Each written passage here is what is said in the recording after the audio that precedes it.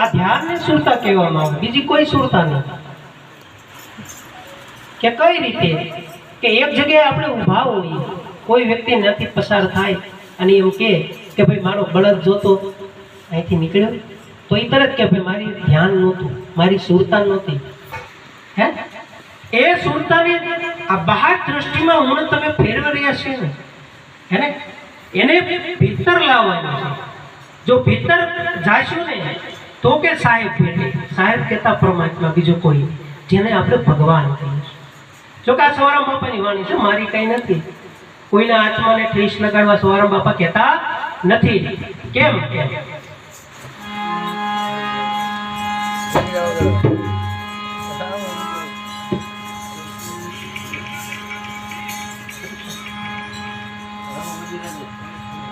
એ તીર્થ વ્રતમાં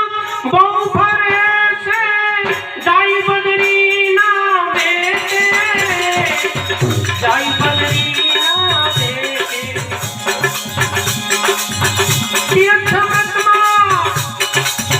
બહુ ફરે છે, જાય બદરી ના બેટે, જાય બદરી ના બેટે.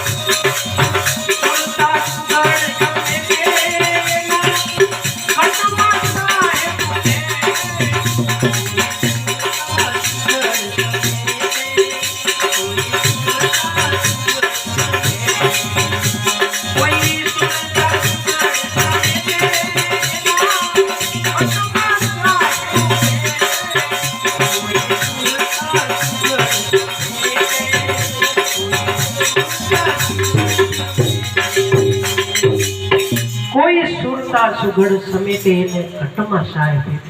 આજે વાણી સવારા બાપા આજે કરી બોલ્યા ને એટલે કેટલાયના આત્માને દુઃખ લાગે. કેમ? કારણ કે સમજાય તો સમજ્યા જેવી વાત છે, ન સમજાય તો સમજાય એવું નથી.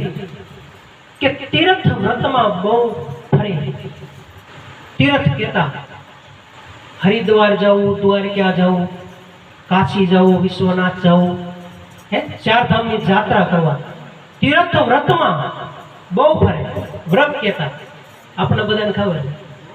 કે ભાઈ હું આજ તો વ્રત રહ્યા છે, કોઈ વાર આવું રહ્યું છે ને. પણ ખરેખર વિચાર કરીએ ને તો વારને દિવસે તો સારું સારું મિષ્ટાન ખાવા મળે છે, પેટ ભરીને. કે ભાઈ અમે તો ખાલી એક ભોજન બદલાયું છે. હે 11 શ્રેયા છે તો 11 એટલે શું કે 10 ઇન્દ્રિય અને મનને વશ કરી નાખો, એને 11 કહેવાય. કે તમારી 10 ઇન્દ્રિય કઈ દિશા તરફ જઈ રહી છે એનો તમે ખ્યાલ રાખો.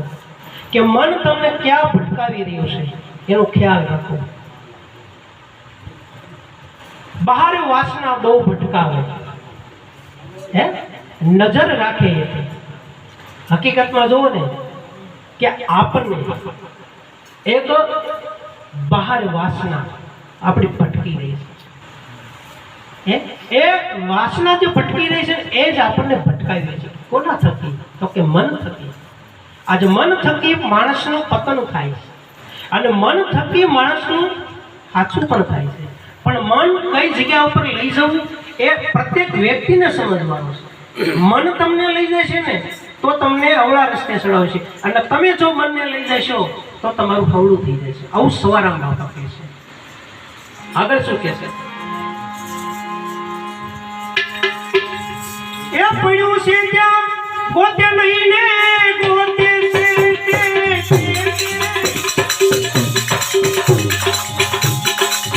પડ્યું છે ત્યાં ગોતે નહીં ને ગોતે છે ગોતે છે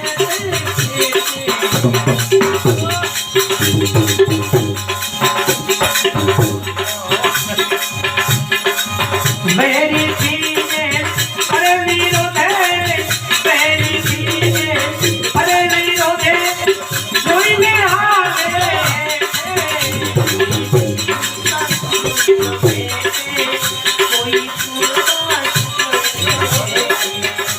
કોઈ સુરતા સુગર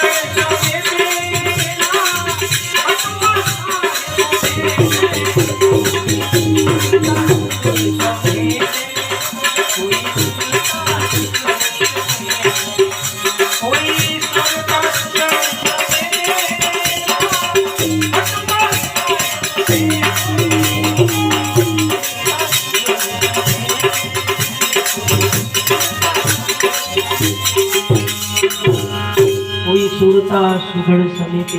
એના ઘટવા સાહેબ પડ્યું છે ત્યાં ગોતે નહીં ગોતે શેતે શેતે કે આપણે બધા આવ્યા છીએ બરોબર હવે આપણી જે વસ્તુ જે હોય નિજ વસ્તુ ઘેરે પડી હોય કે ન હોય બધાને કંઈક ને કંઈક વસ્તુ કોઈ પૈસા હોય કોઈ દાગીના હોય કોઈને હીરા હોય જેવી અમૂલ્ય વસ્તુ ઘેરે પડી છે હવે ન્યા નો ગોત્યા તો જડે નો જડે એટલે સવારામ બાપા સ્વામીનો એક કહેવાનો ભાવ જ સમજો કે જે પરમાત્માને તમે ગોતવા ક્યાં નીકળ્યા છે બહાર પરમાત્મા બહાર નથી કે પરમાત્મા ક્યાં છે કે તારી ભીતર છે તારી ભીતર હો કે પરમાત્મા થકી જ આપણે બધા આવ્યા છે અહીંથી પાછા પરમાત્મા તરીકે જ ઘેરે જવાનું પરમાત્મા છે તો આપણે કાલે કામ કરવાનું બધું કરવાનું પરમાત્મા એટલે આત્મા બીજું કોઈ નહીં કે જેથી આમાંથી આત્મા ગયો એટલે એ જ જગ્યાએ આ શરીર નૈયન પડી જાય છે હે કે પડ્યું છે ત્યાં ગોતે નહીં અને ગોતે શેતે શેતે ક્યાં શેટા વાળા ગોતવા જાવ આમાં ગોતો વેરીથી જીવ અરે વિરોધી આ શબ્દ બહુ સમજાવી છે કે આપણે આની અંદર છે ને બેઠા છીએ પણ કોકની અરે નહીં બોલતા હોય પૂછો તમે હા અંદર અંદર ખબર છે હે આમ લાગતું હોય સામે આપણે જોઈને તો હું અહીંયા બોલતો નથી એ આપણો વેરી છે એવું લાગે ને હે તો વેરીથી જેમ ફરે વિરોધી હે કોનેથી તમે વેરી થયા છો એ ખરેખર આપણે જે વેરી છે ને આપણે પરમાત્માથી વેરી થયા છે પરમાત્માએ આપણે વેર રાખીને બેઠા છીએ અને જેની હારે વિરોધ કરવો પડે ને એની હારે આપણે નથી કરતા કોની હારે તો કે કામ ક્રોધ લોભ અને મોહ આની હારે આપણે વિરોધ નથી કરતા એ આપણને સારું લાગે છે હે કામ કોને નથી ગમતો હે મોહ કોને નથી ગમતો કામ ક્રોધ લોભ મોહ આ પાંચ જે વિષયો જે છે ને આપણે એ આપણે પ્યારા છીએ પરમાત્મા આપતી અલગ છે એટલે સવારામ બાપુનું એવું કહેવાનું છે કે આ પાંચને અડઘા કરી અને જેની હારે વેર રાખ્યા છે ને એમની હારે જોડી જાઓ એની હારે જોડાઈ જાઓ તો તમારે નજરથી હેઠું હાથ દાખલા તરીકે આપણે કોઈ ક્રોધ કરીએ અને વિના કારણે કોકને મારી લઈએ પછી વ્યક્તિને આપણે કેસ કબાડા થાય હેઠું જોઈને હાલવું પડે કે નહીં પછી કામ કહેવાય કામ વાસના થઈને કહીએ બરોબર છે હવે એવું ડગલું ભરીએ તો કલંક લાગ્યું એટલે નીચે જઈને હાલવું પડે કે નહીં તો સારા બાપુ કહે છે આવું ન થાય ત્યાં પરમાત્મા હાને દ્રષ્ટિ રાખજો તો આગળ સવારામ બાપુ બીજું શું કહે છે એ આદમ તો અંતરમાં રહે છે ભજન કરો તો ભેટે ભજન કરો તો આદમ તો અંતરમાં રહે છે ભજન કરો તો ભેટે ભજન કરો તો દરિયામાં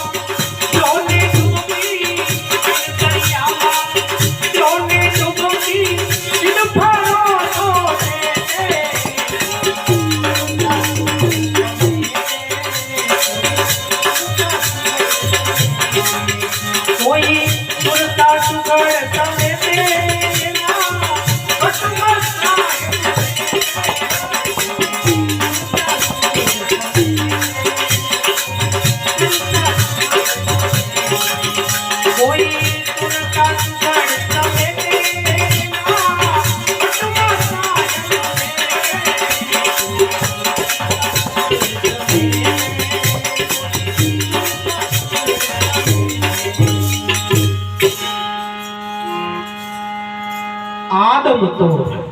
વસે આદમનો અર્થ છે ને એ બહુ સમજાય જેવો છે આદમ અર્થ છે ને એ મુસલમાન લોકો કહે પણ સવારામ બાપાને શું કેવું પડ્યું કારણ કે સવારામ બાપાને પરમાત્મા જુદો લાગતો નહોતો એને રામય લાગતો એને અલ્લાહ લાગતો એને ક્રિશ્ચિયન ભગવાન એ લાગતા એને વાહિગુરુ એક જ લાગતા હતા એને બધામાં ભગવાનને એને જોયો છે આદમ કહેતા અલ્લાહ ખુદા ખુદા કહેતા ખુદ મેં આ એમ કહે છે તારા ખુદમાં તારા સ્વરૂપને તું જો તારા સ્વરૂપમાં તું જોઈશ ને તો તને ખુદા દેખાય ખુદા કે આઘો નથી આપણી હાવ નજીક છે પણ દ્વૈતપણું જે થયું છે ને દ્વૈતપણું એને હટાવી દે કે કયું દ્વૈતપણું થયું છે કે આદમ તો અંતરમાં રહે કે તારા આત્મા જે આપણે જીવાત્મા જે બોલે આત્માની અંદર છે એ તો ભજન કરો તો ભેટે કયું ભજન તો કે સત્ય નામનું ભજન કે સત્ય નામ છે ને એ તારું નામ છે પરમાત્માનું નહીં તારું સ્વરૂપ છે એટલે હરજી ભાટીને પ્રશ્ન કર્યો તો રામદેવજી મહારાજને કે હે પ્રભુ મને એક વાતનો જવાબ આપો કે પૂછો ને એવા પંડિતોને પૂછો શેખ સન્યાસીને કે આ નિજના ગુરુ કોણ નિજના ગુરુ કીધા નિજ એટલે તો આપણે બેઠા એ થઈ સ્વયં નિજ તો નિજના ગુરુ કોણ તો કે નિજના ગુરુ સ્વયં તારી પાસે છે એટલે તું છો એમ કે જે તારો પરમાત્મા જે આત્મા છે ને પરમાત્મા થઈ જાય એટલે એ નિજના ગુરુ છે બીજો કોઈ નિજના ગુરુ નથી એમ આદમ તો અંતરમાં રહે ભજન કરો તો ભેટે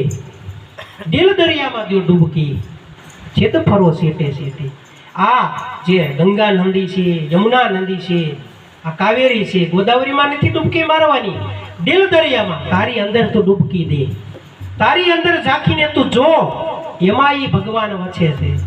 એ ભગવાનના શ્વાસથી તું ચાલી રહ્યો છે એ ભગવાનના આધારે તું ચાલી રહ્યો છો એ ભગવાનથી તું બોલી રહ્યો છો કારણ કે બોલાવનારો જ એ છે આ જે બોલે છે એ જ છે પણ જ્યાં શબ્દ આવે એ નથી જ્યાંથી આવે છે ને એ છે એ મુકામમાં સ્વારા બાપા કે શું કે છે દાસ સવાને ગુરુ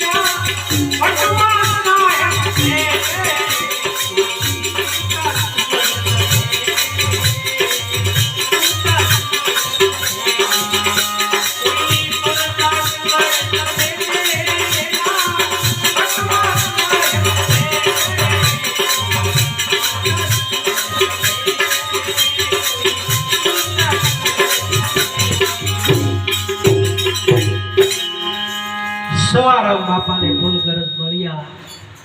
નાદ બુંદની નેઠી ખરેખર આ એક અર્થ જુદો છે કે એક આપણી વાણી છે બહુ જૂની કે ગુરુજી મારા મહામંત્રોનો મોટો મહિમા વખાણું બ્રહ્મના વેદમાં જેથી નિરંજન હતા નિરાકાર હરિ નોતા ચાર વેદમાં એમાં એક કડી આવે છે કે આ નાદ અને બુંદનો છે આ વિસ્તાર ખરેખર આ જે વિસ્તાર છે ને નાદ અને બુંદનો છે નાદ કહેતા અવાજ થાય બુંદ કહેતા જળ થાય પણ ખરેખર સંતોની ગૂઢ એવી રહસ્ય હોય છે કે એ સવારામ બાપાની જે અત્યારે હાલમાં જે ગાદી છે ને એ બુંદ ગાદી છે એ કોઈ શિષ્ય ગાદી નથી કારણ કે વંશાવલી આવી હોય પછી જે ગુરુ કોઈ શિષ્યને ગાદી આપે તો એ નાદ ગાદી ગણાય કે એને નાદ ગાદી કહેવાય એમ ભક્તિ બે પ્રકારે હાલે છે એક નાદવંશી છે ને એક બુંદવંશી છે. કે જે ગુરુ પાસેથી આપણે ઉપદેશ લઈએ અને એમાં આપણને કોઈ અવાજ સંભળાણો, હે, અવાજ એટલે નાદ, નાદ કહેતા અવાજ, એ જે ગાદી હાલે ને એ અવાજ નાદ ગાદી કહેવાય. ને બુંદ ગાદી કે જેનો જે દીકરો હોય એને ઉપદેશ કરે, એને ઉપદેશ કરે, એ ઉપદેશ થાય ને તો એ બુંદ ગાદી કહેવાય. એમ શરીર એક એવું આપણને દેખાય છે ઘણી જગ્યાએ કે એક નારેશ્વર છે ને એક પુરેશ્વર છે. હું શરીર તમને ક્યાંય જોયું છે કે ભોળાનાથનું તમે શરીર જોવો ને તો અડધું નારેશ્વર છે અડધું પુરેશ્વર છે કે નથી? ઘણી જગ્યાએ છે એક બાજુ અડધો ફોટો શંકર ભગવાન, એક બાજુ પાર્વતી. એનો અર્થ એવો પણ થાય છે, એનો એક અર્થ એવો પણ થાય છે, પણ ખરેખર સવારામ બાપા આથી વિશેષ કહે છે કે વર પરણીને ઘેરે આવ્યા કે જેની સુરતા શબ્દને ભેટે, કે તેમની જે સુરતા હતી ને એને જે ગુરુ મહારાજે જે શબ્દ બતાવ્યો ને એને સાક્ષાત્કાર થઈ ગયો. એમાંથી એને આ એક અવાજ આવ્યો. એ અવાજની વાત કરે છે. પરમાત્મા છે ને શબ્દ છે, એવો એને અખંડ અવાજ આવ્યો, એવો એને આનંદ આવ્યો, એવો આનંદ વિશ્વમાં ક્યાંય પણ. એવું એક વાણીમાં આવે છે કે મુझे मेरी मस्ती कहाँ लेके आई जहाँ मेरे अपने सिवा कुछ नाई. ખરેખર બહુ સમજા જેવી વાતો છે કે સંતોના જે શબ્દો છે ને એ કોઈ નાખી દીધા જેવા નથી. મારા તમારા